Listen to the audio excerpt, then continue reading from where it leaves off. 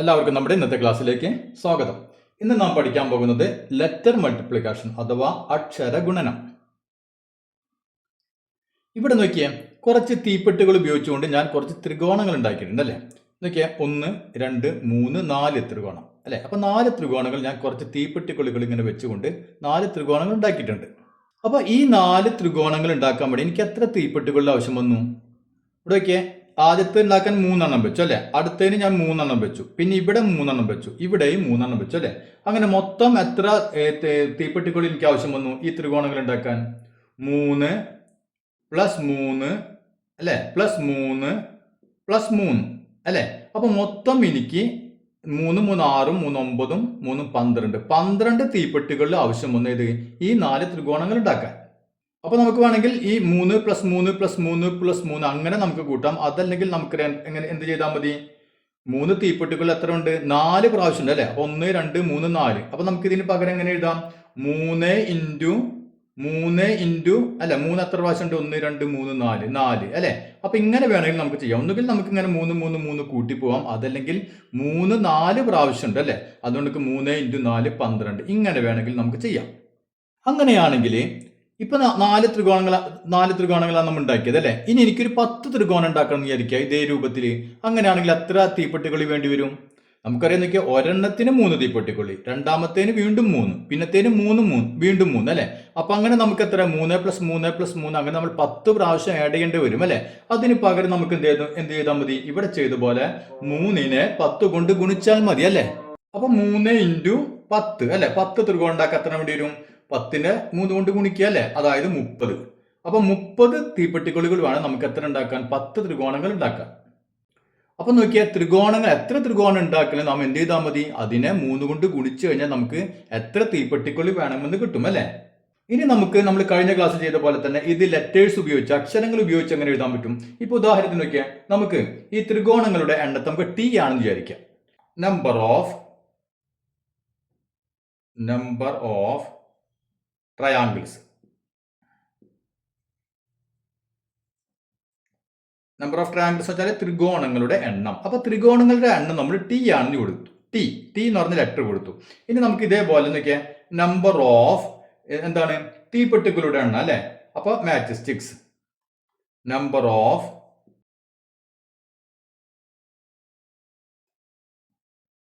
മാച്ചസ്റ്റിക്സ് എന്ന് പറഞ്ഞാല് തീപ്പെട്ടിക്കുള്ളികൾ അല്ലെ. അപ്പൊ തീപ്പെട്ടികളുടെ എണ്ണം നമുക്ക് M ആണെന്ന് കൊടുക്കാം. M. അപ്പൊ നമുക്കറിയാം, തീപ്പെട്ടികളുടെ എണ്ണം കിട്ടാൻ നാം എന്ത് ചെയ്താൽ മതി? എത്ര ത്രികോണങ്ങളുണ്ടോ അതിന് 3 കൊണ്ട് ഗുണിച്ചാൽ മതി അല്ലെ. അപ്പൊ നമുക്ക് തീപ്പെട്ടികളുടെ എണ്ണം M, ഇവിടെ M എന്ന് കൊടുത്തു. അപ്പൊ M കിട്ടാൻ നമ്മൾ എന്താണ് ചെയ്യേണ്ടത്? M കിട്ടാൻ ത്രികോണങ്ങളുടെ എണ്ണത്തെ 3 കൊണ്ട് ഗുണിക്കണം അല്ലെ. അപ്പൊ 3 കൊണ്ട് ഗുണിക്കണം ആരെ? ത്രികോണങ്ങളുടെ എണ്ണം. ത്രികോണങ്ങൾ എത്ര എണ്ണം ഉണ്ട്? T എണ്ണം ഉണ്ട് അല്ലെ. അതിന് നമ്മൾ T എന്ന് കൊടുത്തു. അപ്പൊ M കിട്ടാൻ എന്ത് ചെയ്യണം? 3 × T. അപ്പൊ നമ്മൾ സാധാരണ ഈ സംഖ്യകൾ എഴുതുമ്പോഴാണ് നമ്മൾ ഇൻറ്റു ഇടുക. അപ്പൊ ഈ നമ്മൾ ലെറ്റേഴ്സ് ഉപയോഗിക്കുമ്പോൾ നമ്മൾ ഇൻറ്റു എന്നുള്ള ചിഹ്നം സാധാരണ എഴുതാറ് അത് നമുക്ക് എഴുതേണ്ട കാര്യമില്ല. അപ്പൊ നമുക്ക് ഇതിന് എങ്ങനെ എഴുതാം? M = നോക്കിയാൽ ഇവിടെ അല്ലെ, ഇവിടെ ഒരു അക്ഷരമാണ് വന്നത്, അതുകൊണ്ട് 3T ഇങ്ങനെ എഴുതിയാൽ മതി. 3 × T നമുക്ക് ആ ഇൻറ്റു കളയാം. അപ്പൊ ഇൻറ്റു കളഞ്ഞാലും അതിന്റെ അർത്ഥം എന്താണ്? 3നെ T കൊണ്ട് ഗുണിക്കണം എന്ന് തന്നെയാണ് അർത്ഥം. മനസ്സിലായില്ലേ? അപ്പൊ നമുക്ക് M = 3T ഇങ്ങനെ കിട്ടി. അതായത് മാച്ചസ്റ്റിക് തീപ്പെട്ടികളുടെ എണ്ണം എത്രയാണ്? 3 കൊണ്ട് ആരെ ഗുണിച്ചാൽ മതി? എത്ര ട്രയാങ്കിൾസ് ഉണ്ടോ, എത്ര ത്രികോണം ഉണ്ടോ അതിനെ ഗുണിച്ചാൽ മതി. അപ്പൊ ഇനി ഇത് ഇവിടെ നോക്കിയേ, M എപ്പോഴും എന്തായിരിക്കും? 3ന്റെ ഒരു മൾട്ടിപ്പിൾ ആയിരിക്കും അല്ലെ. 3ന്റെ ഗുണിതം നമ്മൾ 3 കൊണ്ട് ഗുണിക്കുകയാണ്. അപ്പൊ എന്തിനെ നമ്മൾ 3 കൊണ്ട് ഗുണിച്ചാൽ എന്താവും? 3ന്റെ മൾട്ടിപ്പിൾ ആയിരിക്കും അല്ലെ. അപ്പൊ M എപ്പോഴും എന്തായിരിക്കും? 3ന്റെ ഒരു ഗുണിതമായിരിക്കും അല്ലെ. ഇനി നമുക്ക് നോക്കിയാൽ 3ന്റെ മൾട്ടിപ്പിൾ ആയ ഒരു സംഖ്യ തന്നു, എന്നിട്ട് പറഞ്ഞു അതുകൊണ്ട് നമുക്ക് എത്ര ട്രയാങ്കിൾസ് ഉണ്ടാക്കാൻ പറ്റും. ഇപ്പൊ ഉദാഹരണത്തിന് നോക്കിയാൽ ഇപ്പൊ 27 എന്ന ഒരു സംഖ്യ തന്നു നമുക്ക്. അതായത് 3ന്റെ മൾട്ടിപ്പിൾ ആണ് അല്ലെ. 9 × 3 27. അപ്പൊ 27 തീപ്പെട്ടികൾ കൊണ്ട് നമുക്ക് എത്ര ത്രികോണം ഉണ്ടാക്കാം എന്ന് ചോദിച്ചാൽ നമ്മൾ എന്ത് ചെയ്യണം? നമുക്കറിയാം, ഒരു ത്രികോണം ഉണ്ടാക്കാൻ 3 എണ്ണം അല്ലെ, 2 ത്രികോണം ഉണ്ടാക്കാൻ 6 എണ്ണം. അതായത് 27 എത്ര 3 ഉണ്ടെന്ന് നോക്കണം നമ്മൾ അല്ലെ. അപ്പൊ 27 എത്ര 3 ഉണ്ടെന്ന് നോക്കിക്കഴിഞ്ഞാൽ നമുക്ക് എന്ത് കിട്ടും? എത്ര തീപ്പെട്ടി ഉണ്ടാക്കാൻ പറ്റുമെന്ന് നമുക്ക് കിട്ടും അല്ലെ. അപ്പൊ നമുക്ക് ഇതിനെങ്ങനെ എഴുതാൻ പറ്റും?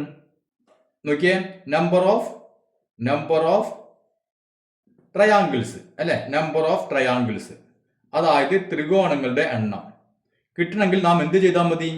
എത്ര മാച്ച് സ്റ്റിക്ക് ഉണ്ടോ, എത്ര തീപ്പെട്ടിക്കൊള്ളികളുണ്ടോ അതിനെ 3 കൊണ്ട് ഡിവൈഡ് ചെയ്താൽ മതി അല്ലേ. നമ്പർ ഓഫ് മാച്ച് സ്റ്റിക്സ്,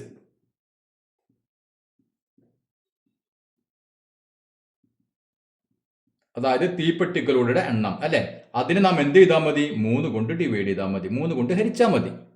അപ്പൊ ഇതിന് നമുക്ക് ലെറ്റർ ഉപയോഗിച്ച് എങ്ങനെ എഴുതാൻ പറ്റും, നമ്പർ ഓഫ് ട്രയാങ്കിൾസ് അല്ലെ. ട്രയാങ്കിൾസ് എന്ന് പറഞ്ഞാൽ എന്താണ്, ടി നമ്മൾ കൊടുത്തു അല്ലെ. അപ്പൊ T is equal to, T കിട്ടാൻ നാം എന്ത് ചെയ്യണം, നമ്പർ ഓഫ് മാച്ച് സ്റ്റിക്സ്, എത്ര തീപ്പെട്ടിക്കൊള്ളികളുണ്ടോ അതിന് നാം എന്ത് ചെയ്താൽ മതി, അതിനെ നമുക്ക് 3 കൊണ്ട് ഹരിച്ചാൽ മതി. അപ്പൊ T is equal to m/3. ഇത് മനസ്സിലായില്ലേ. അതായത് നോക്കിയാൽ അപ്പൊ ഇവിടെ നമുക്ക് മാച്ച് സ്റ്റിക്ക് കിട്ടാൻ വേണ്ടി എന്ത് ചെയ്തു, 3 കൊണ്ട് ആരെ ഗുണിച്ചു, ത്രികോണങ്ങളുടെ എണ്ണത്തെ ഗുണിച്ചു. ഇനി ത്രികോണങ്ങളുടെ എണ്ണം കിട്ടാൻ എന്ത് ചെയ്തു, തീപ്പെട്ടിക്കൊല്ലുകളുടെ എണ്ണത്തെ 3 കൊണ്ട് ഹരിച്ചു. ക്ലിയർ ആണല്ലോ. ഇനി നമ്മൾ ഇതിന് പകരം ഇങ്ങനെയാണ് ഞാൻ ത്രികോണം ഉണ്ടാക്കണമെന്ന് വിചാരിക്കുക. അപ്പൊ ആദ്യത്തെ ഒരു ത്രികോണം ഞാൻ ഇങ്ങനെ ഉണ്ടാക്കി, രണ്ടാമത്തെ ത്രികോണം ഞാൻ ഒരെണ്ണം ഇങ്ങനെയും വെച്ചു, ഒരെണ്ണം ഇങ്ങനെ വെച്ചു. അപ്പൊ 2 ത്രികോണങ്ങൾ കിട്ടിയല്ലേ. അപ്പൊ നോക്കിയാൽ മൂന്നാമത്തെ ത്രികോണം ഞാൻ ഒരെണ്ണം ഇങ്ങനെയും വെച്ചു കൊടുത്തു, കണ്ട. അപ്പൊ നമുക്ക് നോക്കിയാൽ 3 ത്രികോണം കിട്ടി അല്ലെ. നമ്മൾ ഇവിടെ ഒരു രീതിയിൽ വെച്ചു, ഇവിടെ വേറെ രീതിയിലാണ് വെക്കുന്നത് അല്ലെ. അപ്പൊ ഇതേപോലെ വെച്ചപ്പോൾ നമുക്ക് ഇത് ആദ്യത്തെ ത്രികോണം, ഇവിടെ നമുക്ക് 2 ത്രികോണം കിട്ടി, ഇവിടെ നമുക്ക് 3 ത്രികോണം കിട്ടി, ഇവിടെ 4 ത്രികോണം കിട്ടി അല്ലെ. ഇവിടെ ആദ്യത്തെ ത്രികോണം ഉണ്ടാക്കാൻ 3 തീപ്പെട്ടിക്കൊള്ളി വന്നു. ഇവിടെ രണ്ടാമത്തേക്ക് 2 ത്രികോണം ഉണ്ടാക്കാൻ എത്ര എണ്ണം വന്നു, 1 2 3 4 5 5 തീപ്പെട്ടിക്കൊള്ളി ആവശ്യം വന്നുള്ളൂ. ഇവിടെ നോക്കിയേ, ഇവിടെ 2 ത്രികോണം ഉണ്ടാക്കാൻ എത്ര എണ്ണം വന്നു, ഇവിടെ 2 ത്രികോണം 6 തീപ്പെട്ടിക്കൊള്ളി ആവശ്യം വന്നു അല്ലെ. ഇവിടെ നമുക്ക് വെറും 5 തീപ്പെട്ടിക്കൊള്ളി മതി. ഇനി ഇവിടെ നോക്കിയാൽ 3 ട്രയാങ്കിൾ ഉണ്ടാക്കാൻ എത്ര തീപ്പെട്ടിക്കൊള്ളി വന്നു, 1 2 3 4 5 6 7 എണ്ണം മതി അല്ലെ. ഇവിടെ 3 ത്രികോണം ഉണ്ടാക്കാനോ എത്ര എണ്ണം വന്നു, 3 3 6 3 9 തീപ്പെട്ടിക്കൊള്ളി ആവശ്യം വന്നു അല്ലെ, ഇതേ രീതിയിൽ വെക്കാൻ. പക്ഷേ എനിക്ക് ഇതേ രീതിയിൽ വെച്ചപ്പോൾ നോക്കിയാൽ എത്ര എണ്ണം മതി, 7 തീപ്പെട്ടിക്കൊള്ളി കൊണ്ട് എനിക്ക് 3 ത്രികോണം ഉണ്ടാക്കാൻ പറ്റി. അപ്പൊ ഇവിടെ നമുക്ക് ഇവിടെ ചെയ്ത പോലെ തന്നെ 3 കൊണ്ട് ഗുണിക്കേണ്ട കാര്യമില്ല അല്ലെ. അത്ര തീപ്പെട്ടിക്കൊള്ളി നമുക്ക് ആവശ്യമില്ല, തീപ്പെട്ടിക്കൊള്ളി കുറച്ച് കുറവ് മതി അല്ലെ. അപ്പൊ നമുക്ക് ഇവിടെ ആവശ്യം വന്ന തീപ്പെട്ടിക്കൊള്ളിയുടെ എണ്ണം ഞാനൊരു ടേബിൾ വരച്ചിട്ട് എഴുതാൻ പോകണം. അപ്പൊ ഇവിടെ ട്രയാങ്കിൾസ് അല്ലെ, ത്രികോണങ്ങൾ നോക്കിയേ. ഒരു ത്രികോണം ഉണ്ടാക്കാൻ എത്ര തീപ്പെട്ടിക്കൊള്ളി ആവശ്യം വന്നു, 3 എണ്ണം അല്ലെ, 3 എണ്ണം ആവശ്യം വന്നു. ഇനി 2 ത്രികോണം ഉണ്ടാക്കാനോ 1 2 3 4 5 അല്ലെ. അപ്പൊ 5 തീപ്പെട്ടിക്കൊള്ളി ആവശ്യം വന്നുള്ളൂ.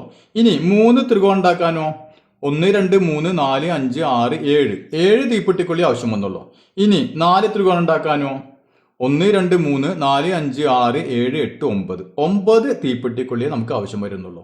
ഇവിടെ ആണെങ്കിലോ 4 ത്രികോണം ഉണ്ടാക്കാൻ 4 × 3 അല്ലെ 12 തീപ്പെട്ടിക്കൊള്ളി ആവശ്യം വന്നു. ഇവിടെ ആണെങ്കിൽ 9 തീപ്പെട്ടിക്കൊള്ളി നമുക്ക് ആവശ്യം വന്നുള്ളൂ.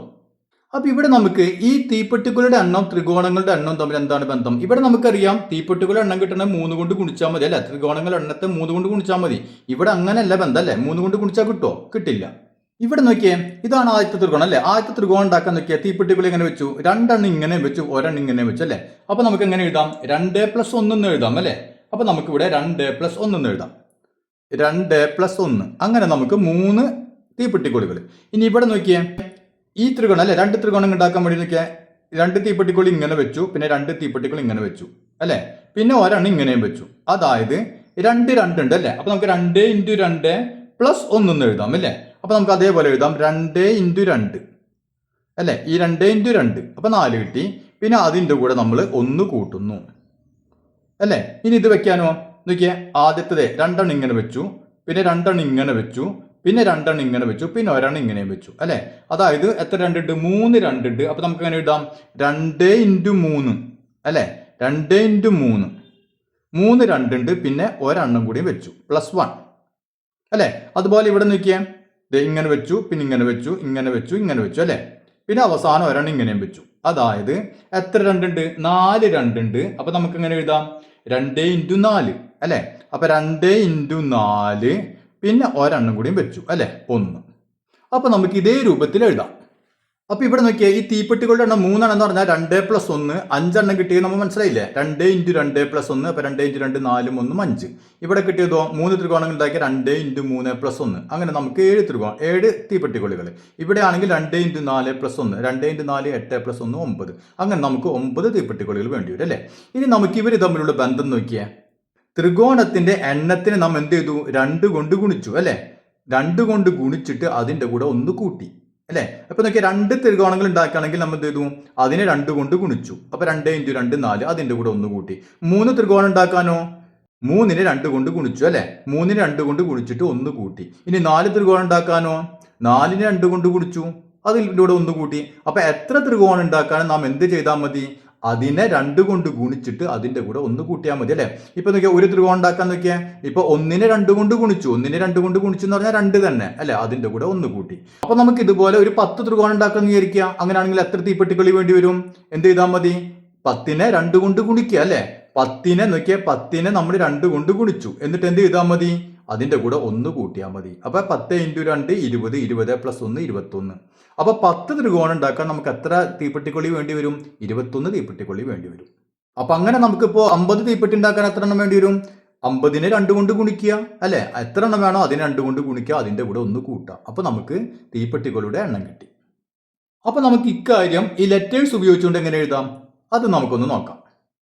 ഇവിടെ നോക്കിയാൽ നമ്പർ ഓഫ് മാച്ച് സ്റ്റിക്സ്, അതായത് തീപ്പെട്ടികളുടെ എണ്ണം കിട്ടാൻ നാം എന്ത് ചെയ്താൽ മതി? 2 × നമ്പർ ഓഫ് ട്രയാങ്കിൾസ് അല്ലെ. എത്ര ത്രികോണങ്ങളുണ്ടോ അതിനെ നമ്മൾ 2 കൊണ്ട് ഗുണിക്കുക അല്ലെ. ഇവിടെ അങ്ങനെ ചെയ്തത്. അപ്പൊ അതുപോലെ 2 കൊണ്ട് ഗുണിക്കുക, അതിന്റെ കൂടെ എത്ര കൂട്ടണം? 1 കൂട്ടുകയും വേണം അല്ലെ. അപ്പൊ അത് നമുക്ക് ലെറ്റേഴ്സ് ഉപയോഗിച്ചുകൊണ്ട് എങ്ങനെ ചെയ്യാൻ പറ്റും? നമുക്കറിയാം നമ്പർ ഓഫ് മാച്ച് സ്റ്റിക്സ് എന്ന് പറഞ്ഞാൽ എം എന്ന് കൊടുത്തു അല്ലെ, എം. അപ്പൊ എം കിട്ടാൻ നാം എന്ത് ചെയ്യണം? എം കിട്ടണമെങ്കിൽ 2 കൊണ്ട് നമ്പർ ഓഫ് ട്രയാങ്കിളിനെ ഗുണിക്കണം അല്ലെ. നമ്പർ ഓഫ് ട്രയാങ്കിൾ എന്ന് പറഞ്ഞാൽ ടി അല്ലേ. അതായത് എന്ത് ചെയ്യണം? 2 കൊണ്ട് ടീനെ ഗുണിക്കണം. അതായത് 2 × ടി അല്ലെ. നമുക്ക് 2t എന്ന് എഴുതാം. പിന്നെ എത്ര കൂട്ടണം? അതിന്റെ കൂടെ 1 കൂട്ടണം അല്ലെ. 1 കൂട്ടി. അപ്പൊ m = 2t + 1. ടീനെ എത്ര ട്രയാങ്കിൾ ഉണ്ടോ അതിന് 2 കൊണ്ട് ഗുണിക്കുക, അതിന്റെ കൂടെ 1 കൂട്ടുക. അപ്പൊ നമുക്ക് എത്ര തീപ്പെട്ടിക്കൊള്ളികൾ വേണം നമുക്ക് കണ്ടുപിടിക്കാൻ പറ്റും. അപ്പൊ നമുക്ക് കിട്ടുന്ന ഈ തീപ്പെട്ടികളുടെ എണ്ണം എപ്പോഴും എന്തായിരിക്കും? ഒരു ഓഡ് നമ്പർ ആയിരിക്കും, ഒറ്റ സംഖ്യ ആയിരിക്കും. എന്തുകൊണ്ടാണത്? നമ്മൾ നോക്കിയാൽ ഈ ഏത് സംഖ്യയാലും അതിനെ 2 കൊണ്ട് ഗുണിക്കണം അല്ലെ. അപ്പൊ 2 കൊണ്ട് ഗുണിച്ചു കഴിഞ്ഞാൽ അതെന്താവും? ഇരട്ട സംഖ്യയായി മാറും അല്ലെ. ഏത് സംഖ്യയെ 2 കൊണ്ട് ഗുണിച്ചാൽ ഈവൺ നമ്പറായി. ഈവൺ നമ്പറിന്റെ കൂടെ 1 കൂട്ടണം. അപ്പൊ 1 ഏത് ഈവൺ നമ്പറിന്റെ കൂടെ 1 കൂട്ടിയാൽ എന്തായി? അത് ഓഡ് നമ്പറായി. അപ്പൊ നമുക്ക് ഇവിടെ കിട്ടുന്ന ഈ തീപ്പെട്ടികളുടെ എണ്ണം എപ്പോഴും എന്തായിരിക്കും? ഓഡ് നമ്പർ ആയിരിക്കും, ഒറ്റ സംഖ്യയായിരിക്കും. ഇനി നമുക്ക് ഇതേപോലെ കുറച്ച് തീപ്പെട്ടികളുടെ എണ്ണം തന്ന് എന്നിട്ട് നമുക്ക് ഇതേ രൂപത്തിൽ എത്ര ത്രികോണങ്ങൾ ഉണ്ടാക്കാൻ പറ്റും എന്ന് നമ്മളോട് തിരിച്ചു ചോദിച്ചു കഴിഞ്ഞാൽ അല്ലെ. ഇപ്പൊ നമുക്കറിയാം ഈ ത്രികോണങ്ങളുടെ എണ്ണം തന്നു കഴിഞ്ഞാൽ തീപ്പെട്ടികളുടെ എണ്ണം കണ്ടുപിടിക്കൽ നമ്മൾ പഠിച്ചു. ഈ രീതിയിൽ എങ്ങനെ ചെയ്യാന്നല്ലേ. ഇനി നേരെ തിരിച്ച്, അതായത് തീപ്പെട്ടികളുടെ എണ്ണം തന്ന് എന്നിട്ട് നമ്മളോട് പറഞ്ഞ് ഇതേ രീതിയിൽ നമുക്ക് എത്ര ട്രയാങ്കിൾ ഉണ്ടാക്കാൻ പറ്റും എന്ന് ചോദിച്ചു കഴിഞ്ഞാൽ നമുക്ക് അങ്ങനെ കണ്ടുപിടിക്കാൻ പറ്റും. ഉദാഹരണത്തിന് ഒരു 45 തീപ്പെട്ടിക്കൊള്ളികൾ അല്ലെ. അപ്പൊ 45 തീപ്പെട്ടികളുണ്ട്. അത് വെച്ചിട്ട് നമുക്ക് ഇതുപോലത്തെ എത്ര ത്രികോണങ്ങൾ ഉണ്ടാക്കാൻ പറ്റും നമ്മൾ എങ്ങനെ കണ്ടുപിടിക്കുക? അപ്പൊ മൊത്തം 45 തീപ്പെട്ടിക്കൊള്ളിലുണ്ട് അല്ലെ. അപ്പൊ അതിൽ നിന്ന് നമ്മൾ ആദ്യം എന്ത് ചെയ്യണം? ആദ്യം നമ്മുടെ 1 കൂട്ടിയില്ലേ, ആ 1നെ അങ്ങോട്ട് കുറയ്ക്കുക അല്ലെ. ഈ കൂട്ടി 1നെ ആദ്യം നമ്മൾ അങ്ങോട്ട് കുറച്ച് കളയാം. അപ്പൊ 1 കുറച്ചു. അപ്പൊ നമുക്ക് എത്ര കിട്ടി? 44 കിട്ടി അല്ലെ. 44 എണ്ണം കിട്ടി.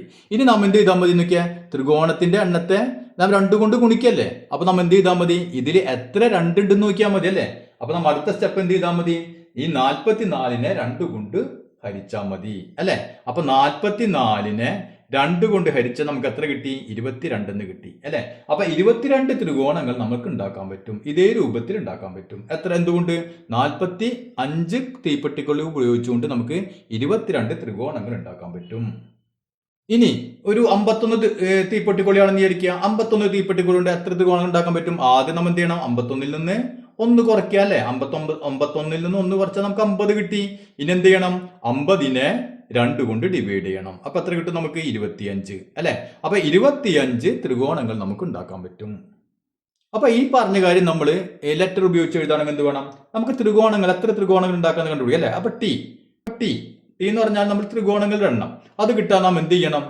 ആദ്യം ഈ ഇതിൽ നിന്ന് 1 കുറയ്ക്കണം അല്ലെ. അതായത് തീപ്പെട്ടികളുടെ മൊത്തം എണ്ണത്തിൽ നിന്നും ആദ്യം 1 കുറയ്ക്കണം, വേണ്ടേ? 1 കുറയ്ക്കണം. അതായത് നോക്കിയാൽ എമ്മിൽ നിന്ന് തീപ്പെട്ടികളുടെ എണ്ണം അതിൽ നിന്ന് ആദ്യം നമ്മൾ 1 കുറയ്ക്കണം. എന്നിട്ട് ആ കിട്ടിയ സംഖ്യ എന്ത് ചെയ്യണം? 2 കൊണ്ട് ഹരിക്കണം അല്ലെ. അപ്പൊ നമുക്ക് അങ്ങനെ എഴുതാം? m-1/2.